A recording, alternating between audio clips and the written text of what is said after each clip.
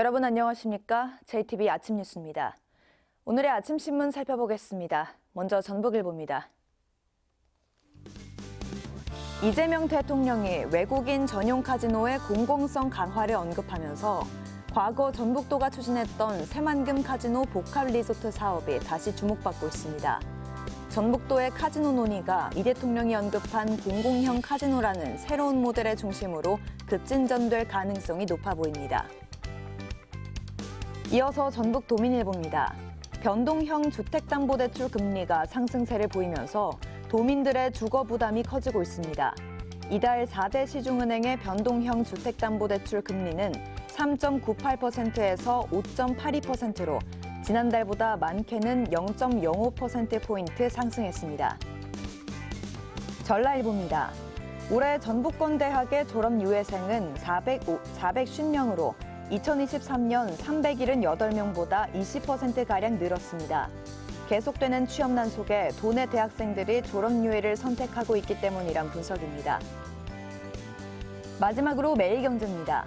보건복지부에 따르면 초고령 사회에 접어들면서 치매 인구가 100만 명을 육박하고 있습니다. 치매 환자가 보유한 재산도 늘어 전체 GDP의 6.9%인 172조에 이르지만 이른바 치매머니를 관리할 준비는 부족하다는 지적입니다. 지금까지 아침 신문 살펴봤습니다. 전주시가 농민들의 소득을 늘리겠다며 추진한 농산물 종합가공지원센터 건립이 속도를 내지 못하고 있습니다. 계획과 달리 사업비가 늘어나면서 준공 시기가 미뤄졌다는 건데 부실한 사업 계획과 예산 수립이 지연을 초래했다는 지적입니다. 김학준 기자입니다. 전주시 농산물 종합가공지원센터 예정지입니다. 전주시는 지난 2023년부터 센터 건립을 추진하고 있습니다. 전주시는 고가의 시설과 장비를 갖춘 센터를 짓고 농업인들의 안정적인 제품 생산과 판매 등을 돕겠다는 계획입니다. 원래 준공 시기는 올해 말이었습니다. 하지만 두 차례 연기 끝에 내년 8월로 미뤄졌습니다. 사업비도 처음 19억 원에서 30억 원으로 크게 늘었습니다. 전주시는 건축자재 비용이 올랐고 새로운 가공 장비가 필요해 건설이 늦어졌다고 설명합니다. 그래서 예산 확보 차원에서 미뤄지는 경향이 좀 컸죠. 시간이 걸릴 수가 있다고 판단이 되어지고 이들 추경에 예산 확보를 추가해서. 하지만 전주시가 재정난을 겪고 있고 내년에 선거까지 있다는 점을 감안하면 준공 시기는 장담할 수 없습니다. 센터 완공을 기다려온 농민들은 실망이 큽니다. 농민들이 많이 실망이 많죠. 이 시설을 하려면 엄청 까다로워요. 조금이라도 소득이 되니까 농민 쪽에서는 환영을 하죠. 도내에는 전주시를 제외한 모든 시군이 농업지원센터를 운영하고 있고 농민 소득 증대에 도움을 주고 있습니다.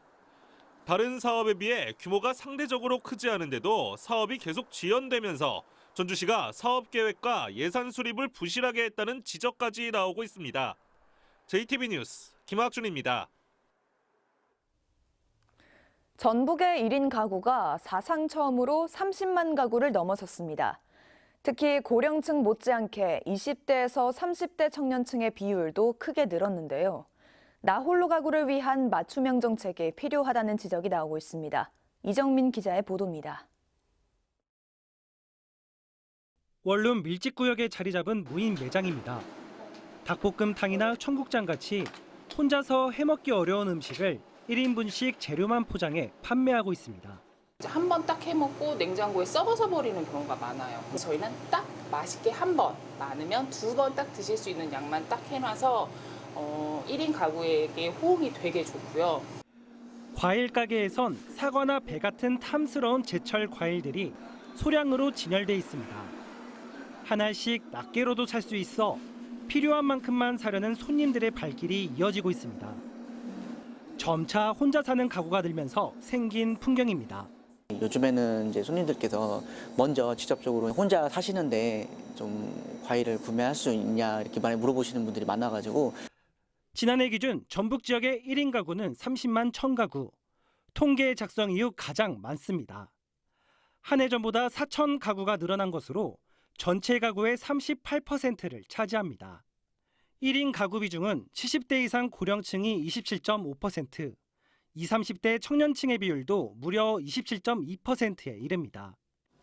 1인 가구의 절반 정도는 평소 외로움을 느낀다고 응답해 상대적으로 사회적 고립감이 큰 것으로 나타났습니다. 1인 가구들이 커뮤니티 형성을 좀 해서 소셜 다이닝을 통해서 식문화 형성을 하는 것도 좀 중요해 보이고요. 다양한 지원을 세대별로 맞춤형으로 지원하는 게 좀 필요해 보입니다. 전북의 1인 가구가 빠르게 늘어나는 만큼 이들을 위한 맞춤형 정책 마련도 중요한 과제로 남았습니다. JTB 뉴스 이정민입니다. 올해 초부터 시작된 전북 지역의 아파트값 상승세가 좀처럼 꺾이지 않고 있습니다.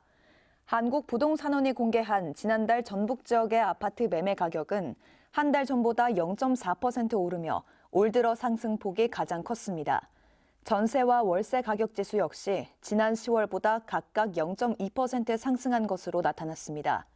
한국부동산원은 전주시에서 교통과 학군 등 정주 여건이 양호한 단지를 중심으로 아파트값 상승폭이 컸다고 분석했습니다.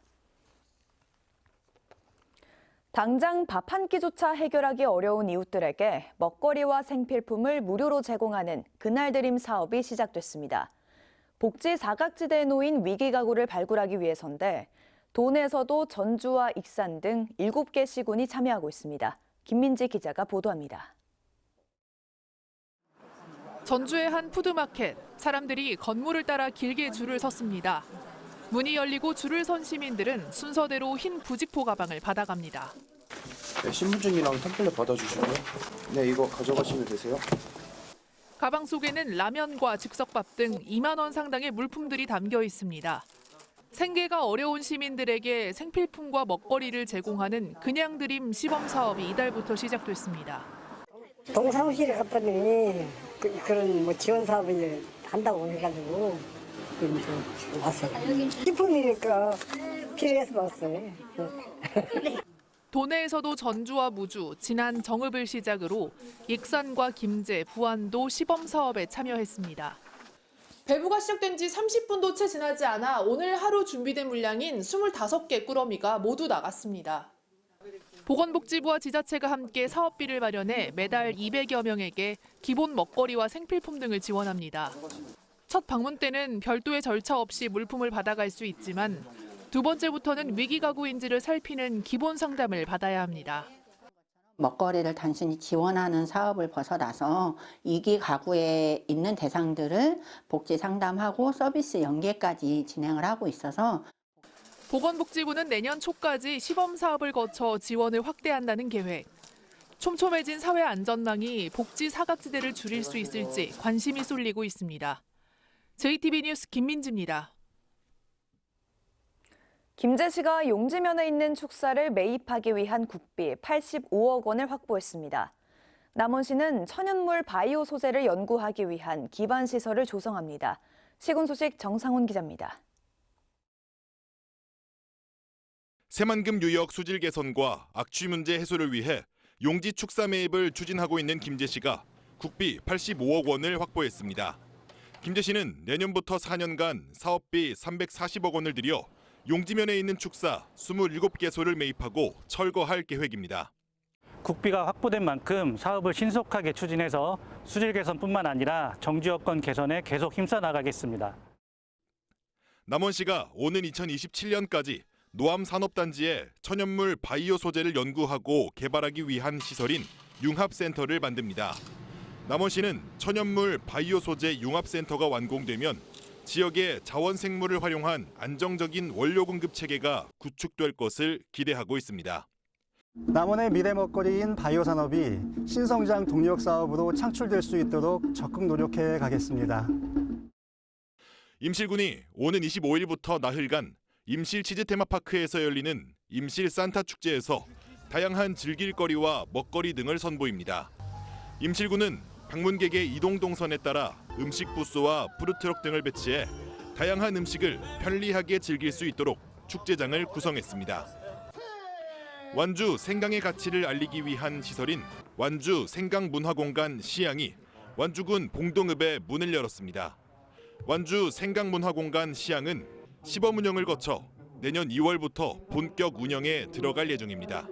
JTB 뉴스 정상원입니다. 제18회 대한민국 지방재정대상에서 정읍 씨가 대통령상을 받았습니다. 정읍 씨는 지난 2022년부터 조직 효율화와 민간 보조금 정리, 대규모 사업 전면 재검토 등 긴축 재정을 통해 모두 1,500억 원의 예산을 절감하며 우수 사례로 선정됐습니다. 정읍 씨는 이렇게 아낀 예산을 민생안정지원금이나 한파지원금 등으로 사용해 긍정적인 평가를 받았습니다. 전주시가 시민들의 재산권 보호를 위해 지적재조 사업을 추진합니다.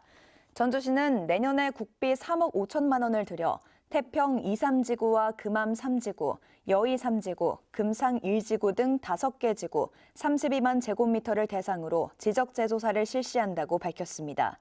지적재조사는 토지 대장 등에 등록된 사항과 토지의 실제 이용 현황이 다를 경우 이를 바로잡아 시민들의 재산권을 보호하기 위한 사업입니다.